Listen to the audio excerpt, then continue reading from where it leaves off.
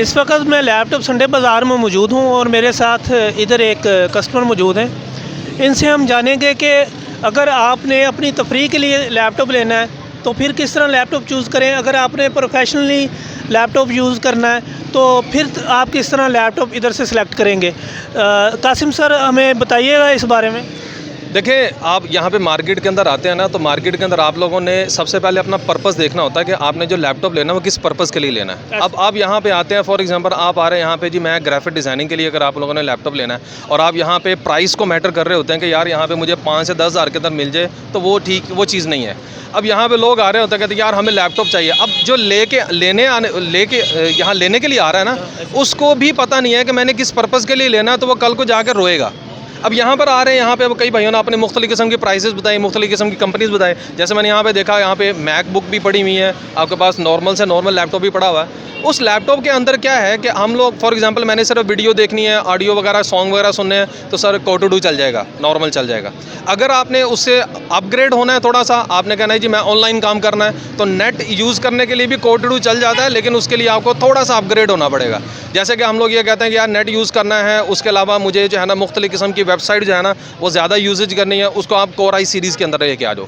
Core i series के अंदर आपकी Core i3 भी चल जाएगी, Core i5 फर्स्ट जनरेशन। अब ये भी जनरेशन भी मैटर करती है कि आप लोगों ने Core i सीरीज़ ली, साथ में जनरेशन भी ली। अब जनरेशन के अंदर आप लोगों ने देखना है कि यार मेरे पास जो है ना, अब मैंने फॉर एग्जांपल वीडियो एडिटिंग करनी है, मैंने यहाँ पे डिज़ाइनिंग करनी है, तो डिज़ाइनिंग को लेते हुए आप लोगों ने Core i सीरीज़ में लेकर आप लोगों ने जनरेशन को भी मैटर करना है। आप लोगों ने कहा यार मुझे फर्स्ट जनरेशन आपकी नहीं चलेगी, मैं सीधी सी बात कर रहा हूँ, सेकंड जनरेशन भी तकरीबन थोड़ा बहुत चल जाएगी, लेकिन थर्ड जनरेशन फोर्थ जनरेशन आपकी वीडियो एडिटिंग और आपकी डिज़ाइनिंग के लिए या वेब डेवलपमेंट के लिए आप लोगों का वो लैपटॉप चलेगा।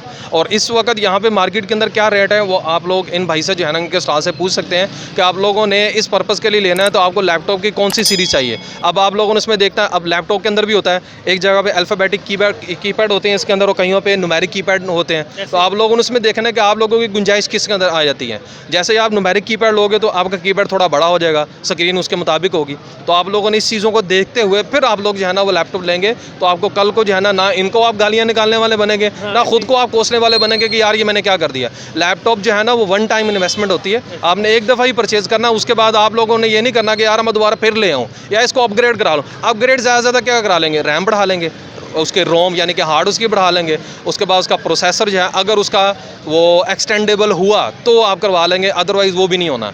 तो फिर क्या है, वन टाइम इन्वेस्टमेंट है, तो आप उसको ज़रा सोच समझ के उसको देखें। सर हमें बताइएगा कि अगर आपकी नज़र में सिर्फ तफरीह के लिए और हल्के फुल्के ऑफिस वर्क के लिए, जिस तरह हम माइक्रोसॉफ्ट ऑफिस यूज़ करते हैं, ये अपना एक्सेल यूज़ करते हैं, इन पेज वगैरह यूज़ कर लेते हैं, इस तरह की जो आम इस्तेमाल की चीज़ें इस्तेमाल करते हैं, यूसेज आ जाता है। नॉर्मल यूज़ में आप Core2Do भी आपका चल जाएगा। Core i3 अब बहुत कम आ रहा है मार्केट के अंदर, आप देखेंगे ना Core i3 आपको बहुत कम मिलेगा, Core i5 मिलेगा और अभी फर्स्ट जनरेशन में ज़्यादा मिलेगा। Core i5 first generation enough है उसके अंदर, लेकिन ये कम से कम 4 GB उसके अंदर रैम रखें। हार्ड जितनी मर्जी बढ़ा लेंगे, आपको पता होगा यार मैंने डाटा बहुत ज़्यादा सेव करना है, तो फिर आप उसके अंदर हार्ड जो है ना कम से कम 250 GB लें या उससे ज़्यादा लें, 500 GB ले सकते हैं, 1 TB 2 TB and so on. जितना आप उसके अंदर पैसे डालते जाएंगे आपका उतना जो है ना वो आगे बढ़ता जाएगा। लेकिन उसके अंदर आप लोगों ने कंपनी कौन सी मैटर करती है, तो मेरा एक्सपीरियंस ये है, क्योंकि मैं खुद एक कंप्यूटर का कारोबार करता रहा हूँ, तो उसके अंदर ये है कि आपको लैपटॉप के अंदर HP और आपका अगर PC के अंदर आपके पर्सनल कंप्यूटर जो होता है आप उसके अंदर जाएंगे तो आपका डेल है। ये ऐसे हैं कि जो लॉन्ग टाइम जो है ना आपको फ़ायदा दे जाते हैं, अदरवाइज़ दूसरा मैं किसी को प्रेफर नहीं करता। अच्छा यानी आपकी नज़र में अगर आपने लैपटॉप में लेना तो HP का हो और PC में तो डेल का है, वो बिल्कुल ऐसे है, डेल है। और डेल मैं ये कहता हूँ ऐसे है जैसे कि मोबाइल के अंदर 3310 है। अच्छा। आप उसको पड़ा भी रहने देना, आपको कोई इशू नहीं होगा। HP आपका 1 से 2 महीना बंद पड़ा रहेगा ना, साथ में आपके उसकी बीप देना शुरू कर देगा, वो एरर देना, वो PC की सूरत में। लैपटॉप में भी जस्ट लाइक ऐसे ही है, लेकिन इतना नहीं होता, लेकिन मैं प्रेफर ये करूँगा कि HP का लो। वैसे सर पर्सनली मैं ना डेल का लैपटॉप इस्तेमाल कर रहा हूँ, मैं वीडियो एडिटिंग अपने PC पे भी करता हूँ, उधर भी कर लेता हूँ। स्पेक्स क्या है उसकी मैंने ये रेंज नहीं देखी, ठीक है, उसकी मैं डिटेल बाद में बताऊंगा। हैंग तो नहीं होता? नहीं तो बस ठीक है, उसको चलने दे उसको। अच्छा आपकी नज़र में अगर आपने ग्राफिक डिज़ाइनिंग के लिए लेना है वो कौन सा लैपटॉप होना चाहिए? ग्राफिक डिज़ाइनिंग के लिए मैं आपको ये सजेस्ट करूँ कोर i5 हो कम से कम और 3rd या 4th जनरेशन में हो। ठीक है। 3rd या 4th जनरेशन में हो, मिनिमम से मिनिमम उसकी जो है रैम है ना वो 4 GB होनी चाहिए, और वो भी रिकमेंडेड है। मैं उसमें ये भी कहूँगा 4 GB की बजाय 6 GB या 8 GB हो। लैपटॉप वो देखें जिसके अंदर आप लोगों की रैम जो है ना वो उसकी पोर्ट स्लॉट जो होती है ना वो ज़्यादा से ज़्यादा हो, यानी कम से कम 2 से 3 हो, जिसके अंदर आप दोबारा में उसको जो है ना वो मज़ीद अपग्रेड कर सकें। 4 GB का मॉड्यूल लगा के भी आप लोग कर सकते हैं। तो 6 GB मैं कहूँगा कि आपको कम से कम ग्राफिक डिज़ाइनिंग के लिए, वीडियो एडिटिंग के लिए होनी चाहिए। और आपका जो है ग्राफिक कार्ड, मैं कहूँगा कि ये भी वन टाइम इन्वेस्टमेंट है। अगर आप लोग एक दफ़ा ग्राफिक कार्ड लगा लेते हैं तो वो कोई इतना ज़्यादा खर्चा नहीं आता, वो लगा लेंगे तो आपको। और हाँ, एक और बात कहूँ, हार्ड जहाँ पे मैं ये कहता हूँ कि आप लोगों का डाटा अगर आप लोगों का ज़्यादा है, आप एक्सटर्नल हार्ड यूज़ करें। एक्सटर्नल हार्ड जो है ना पोर्टेबल मिल जाती है, Seagate की मिल जाती है, आप लोग वो यूज़ कर लें। 1 TB 2 TB की मिल जाती है, वो ले लें। और सिस्टम के अंदर अगर आप लोगों ने स्पीड की मज़ीद एक्यूरेसी बढ़ानी है तो SSD हार्ड लगवाएं।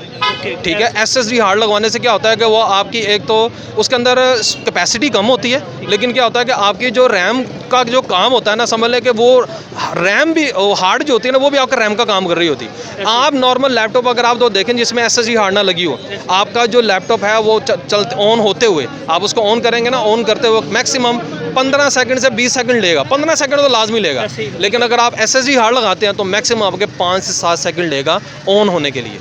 ये SSD भी पोर्टेबल होगी? ये पोर्टेबल हो जाती है, लेकिन ये है इंटरनली यूज़ होती है, एक्सटर्नली भी यूज़ होती है। आप उसका जो है ना वो एक्सटेंशन वाला जो है ना वो ले लें बॉक्स, वो लेके उसको एक्सटर्नली भी यूज़ कर लें, लेकिन उसका फ़ायदा नहीं है एक्सटर्नल, इंटरनल यूज़ है। इंटरनली यूज़ करेंगे तो स्पीड आपकी बढ़ेगी, एक्सटर्नली आपको यह है कि वो आपको डाटा सिक्योर करने के लिए आपको होता है कि आप डाटा वहाँ पे सेव करके रख लें।